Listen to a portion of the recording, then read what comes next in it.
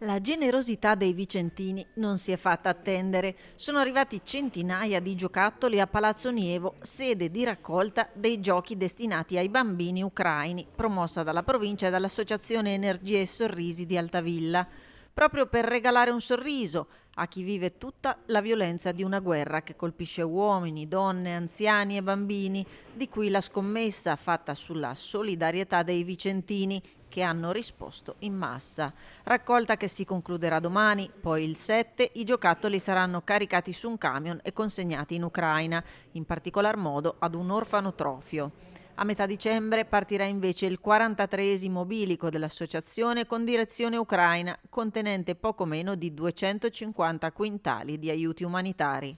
È particolarmente significativo e importante che diamo un senso vero al Natale, quindi la provincia per pochi giorni diventa centro raccolta dei doni che verranno portati ai bambini dell'Ucraina, quindi in qualche modo diamo un significato al Natale raccogliendo quello che sono i giocattoli che i cittadini della provincia di Vicenza vogliono donare a questi bambini che hanno un momento certamente più sfortunato rispetto a noi, e quindi diamo un messaggio di pace e solidarietà che è molto attinente a questo periodo natalizio.